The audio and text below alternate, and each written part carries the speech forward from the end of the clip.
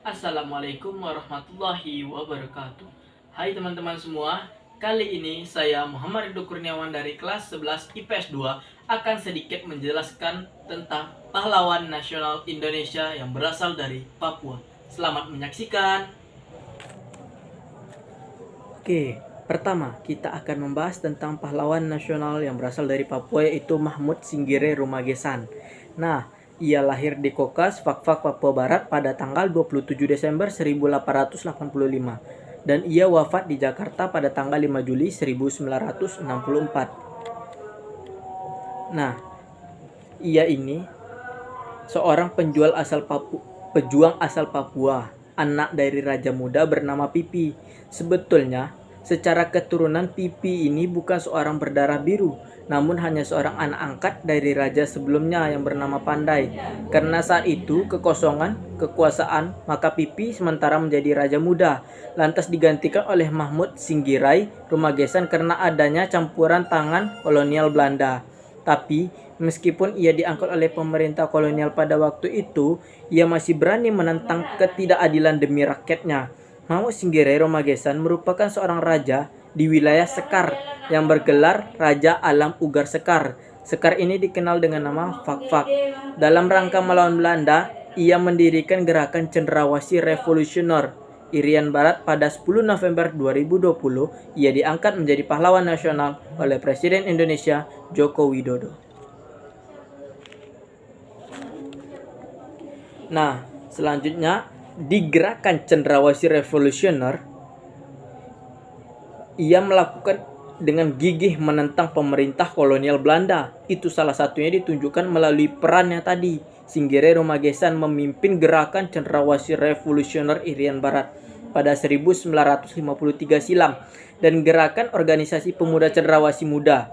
Nah, simpul-simpul gerakan tersebut menurut itu bertujuan membantu pemerintah Republik Indonesia merebut dan memperjuangkan pembebasan Irian Barat dari kolonial Belanda. Nah, bukan itu saja, Mahmud Rumagesan juga merupakan seorang raja di kerajaan Sekar di Fakfak. Ia bersama raja-raja kecil lain di sekitar Fakfak dan Raja Ampat bertugas menjadi kepala umat Islam di wilayah tersebut.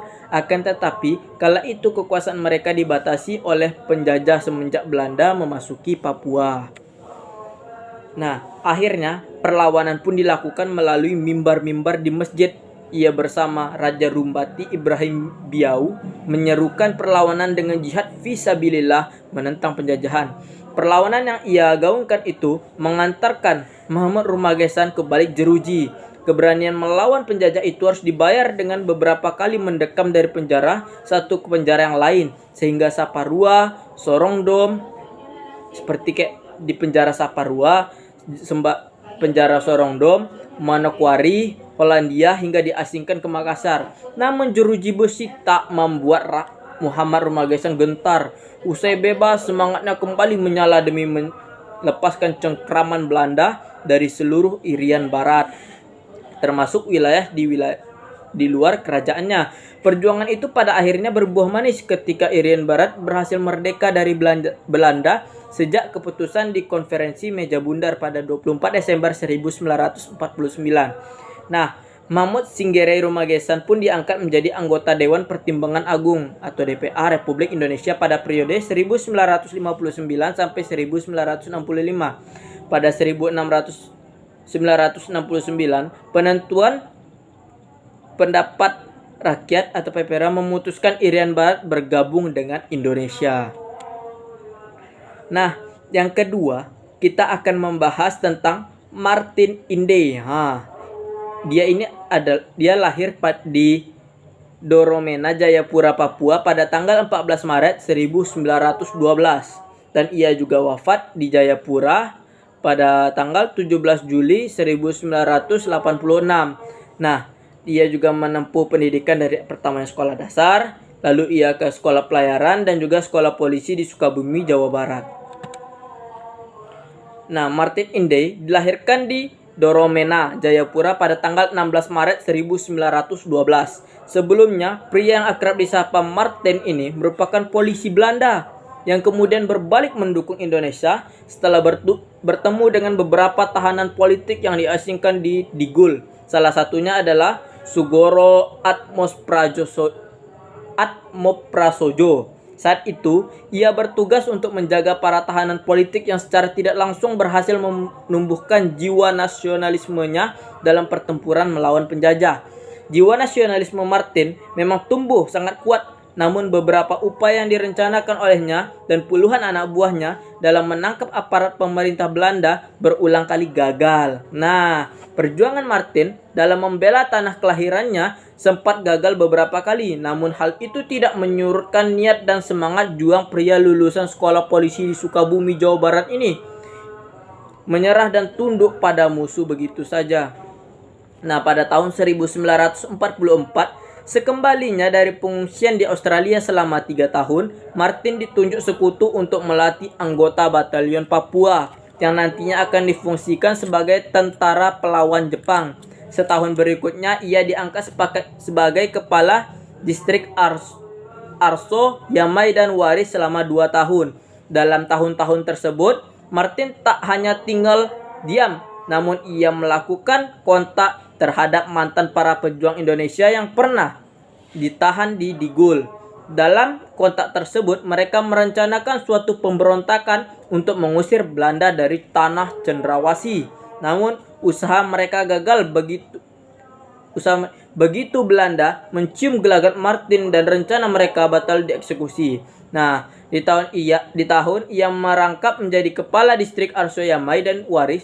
Tepatnya pada tahun 1946, Martin bergabung dengan sebuah organisasi politik bernama Komite Indonesia Merdeka, yang kemudian dikenal dengan sebutan Partai Indonesia Merdeka.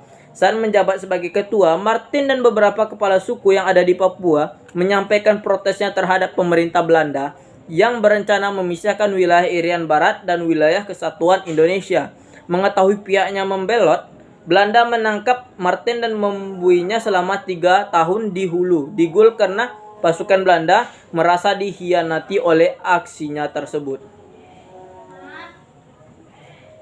Belum berhasil merebut Irian Barat untuk disatukan kembali dengan wilayah Kesatuan Indonesia, pada tahun 1962 Martin kembali lagi bergerilya untuk menyelamatkan anggota RPKAD yang didaratkan di Papua selama masa Tri Komando Rakyat. Di tahun yang sama, Martin menyampaikan piagam kota baru yang berisi mengenai keinginan kuat penduduk Papua untuk tetap setia pada wilayah Kesatuan Indonesia. Nah, berkat piagam tersebut, Martin dikirim ke New York untuk melakukan perundingan dengan utusan Belanda tentang pengembalian Irian Barat yang selama ini berada di bawah pemerintah sementara PBB ke dalam wilayah Kesatuan Indonesia.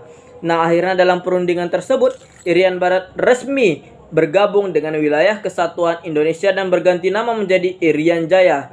Berkat jasanya, Martin diangkat sebagai anggota MPRS, Majelis Permusyawaratan Rakyat Sementara, sejak tahun 1963 hingga 1968. Tak hanya itu, ia juga diangkat sebagai kontrolir, diperbantukan pada Residen Jayapura dan berpangkat mayor tituler selama 20 tahun. Nah, mungkin itu saja yang dapat saya sampaikan. Lebih dan kurang saya mohon maaf. Wabillahi taufiq wal hidayah. Wassalamualaikum warahmatullahi wabarakatuh.